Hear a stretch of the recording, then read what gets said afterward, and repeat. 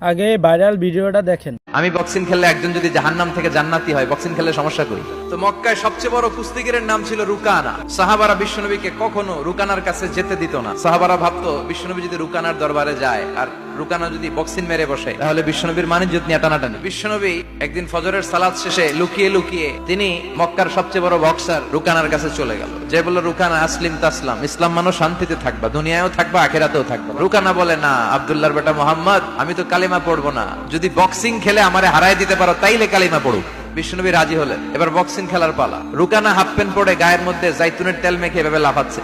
তো বিশ্বনবী তার পজিশন নেয় না, বিশ্বনবী দাঁড়িয়ে আছে। রুকানা বলল, মোহাম্মদ আমি লাফাচ্ছি, তুমি লাফাও না কেন? তুমিও লাফাও। বিশ্বনবী বললেন, না আমি লাফাই না, কারণ আমি সেলাইবিহীন লুঙ্গি পরি। সেলাই ছাড়া লুঙ্গি পরে যদি কেউ লাফায়, বাতাসে সতর খুলে যাওয়ার সম্ভাবনা আছে না নাই? এবার মারামারির পালা। রুকানা বলে, মোহাম্মদ তুমি মারো। বিশ্বনবী বললেন, তুই মার, কারণ আমি মারলে ওই মায়ের হজম করার ক্ষমতা তোর নাই। বিশ্বনবীর এক হাতে জান্নাতি 40 জনের শক্তি ঢুকাই দিছে কে? এখন রুকানাও মারে না, বিশ্বনবীও মারে না, খেলাও শুরু হয় না।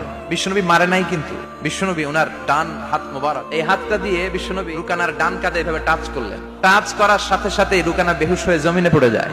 পানি ঢেলে রুকানারে হুঁশ ফিরানো হয়েছে। সবাই বলে